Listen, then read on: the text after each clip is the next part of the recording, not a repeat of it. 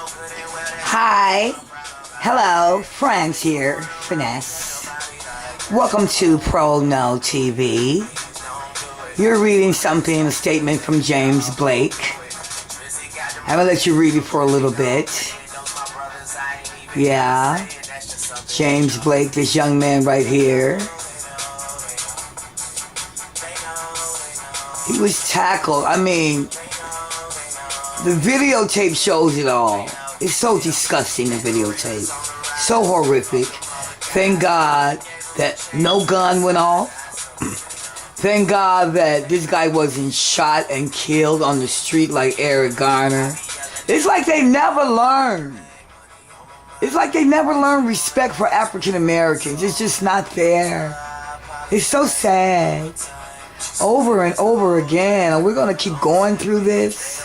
I live in New York, guys. I live in New York, and yes, this kind of stuff happens every day. They say it's, mistaken identity. I mean, this guy's a New Yorker. He's a famous tennis star. Everyone in New York knows him. Okay? Now, if you're a cop and don't know James Blake, even though if you did know him or didn't know him, the way he was treated, even if, you know what I'm saying? The way he was treated was terrible. Not because he's famous. No one is supposed to be treated like this guy, famous or not famous. Just because you're not famous. Excuse me. Have a cold already. It's only September 14th and the weather is changing already. Anyway, even so, it doesn't matter. I know you guys seen the videotape already.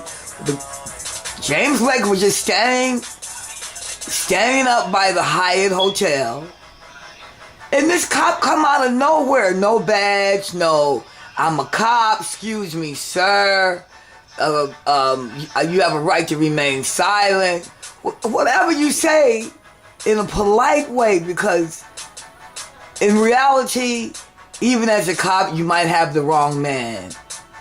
But do this guy think of that? And the guy who did it, the policeman who did it, has like 3 or 4 violations already with the same incident of black men. You think that's a problem with this guy? With this policeman? I'm sorry, James Blake. All I can do is apologize. You know, I live in New York. I try to uphold New York. I try to uphold the laws, I'm always in trouble trying to be the right thing, do the right thing. You know what I'm saying? But people don't appreciate it. I know what you're trying to do. You do a lot of stuff for kids in Harlem. You do a lot of stuff for poor children in tennis. This is a great guy, guys. He's used his whole career to help others. All the time. Poor kids that no one else give a damn about. But this guy right here, he cares.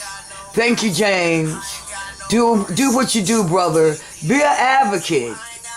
Start an advocacy program for police protection and police brutality and police protection in New York. We need you. We'll support you. And go for it. Because my mother always say, good things happen. Sometimes bad things happen. Good things end it. Okay? So let's just read this again before we close this out.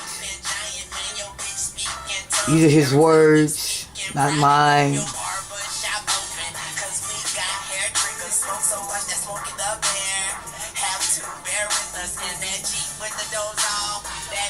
Sorry, James Blake. We apologize. But please don't let that stop you from doing what you do. Because you're a great guy. I've seen your work. On the court and off. And this young man had head scoliosis. He had a real big problem with his back. He overcame that and became a great tennis player. He played against Andre Agassi in the championship for the U.S. Open. He didn't get the U.S. Open title, but the guy played his heart out, even having a bad back. And I seen that policeman with his knee dead in your back, Mr. Blake, dead in your back. when he knew, you had problems with your back. And this guy overcame a real bad health problem, guys, with his back. He did great. Because I don't think I could have played tennis with the disease he had on his back. Thank you, Blake. You make us proud. Opera Ash would be so proud. And you know what? He's looking from the heavens onto you. And he's telling you, Mr. Blake, to continue the policeman's activism to help make things better with the NYPD. Thank you, Blake. We're out right now. This is Promo TV. We're out.